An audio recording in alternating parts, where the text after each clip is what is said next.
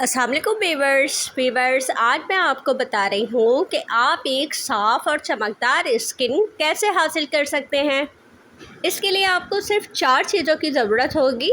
उसमें हम सबसे पहले लेंगे टमाटर का आप बीच से कट करके उसका गूदा निकाल लीजिएगा। तकरीबन 1 टेबल स्पून आपको उसका गूदा चाहिए होगा। उसके बाद आपको शहद 1 चमचा और कच्चा दूध जो आता है बॉयल ना किया हुआ हो वो दूध आपको चाहिए। दूध आप अपनी मर्ज़ी से उसका पेस्ट बनाने के लिए डालेंगे तो थोड़ा थोड़ा करके डाल लीजिएगा कि उसका पेस्ट बन जाए। फिर चौथा और आखिरी इंग्रेडिएंट जो हम लेंगे वो हम लेंगे चावल का आटा। देखें इतना बिल्कुल बारीक पिसा हुआ होना चाहिए, जैसे पाउडर फॉर्म होनी चाहिए, दानेदार नहीं होना चाहिए। दानेदार आप लगाएंगे तो आपकी जल्द में इरिटेशन होगा, आप जब उसे रब करेंगे तो आपको प्रॉब्लम होगी। तो आप ये याद रखिएगा कि जब भी आप चावल का आटा लें तो वो बिल्कुल पाउडर फॉर्म में हो।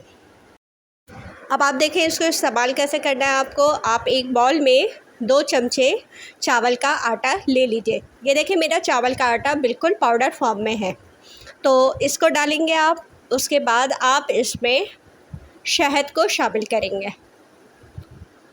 शहद 1 टेबल स्पून लेंगी आप।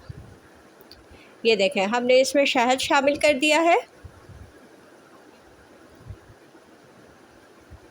उसके बाद हम इसमें टमाटर का पल्प डालेंगे।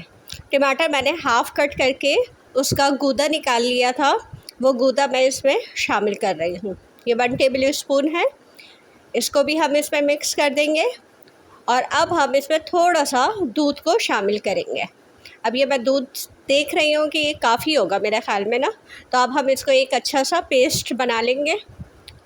ये पेस्ट बना लेने के बाद आप इसे अपने फेस पर और अपने हाथों पर जहाँ आप लगाना चाहें वहाँ पे आप लगाएंगे इसे, और इस पेस्ट को आप 15 मिनट या 20 मिनट तक कम से कम लगा रहने देंगे। उसके बाद आप इसे जेंटली बहुत आराम से रब कर लेंगे।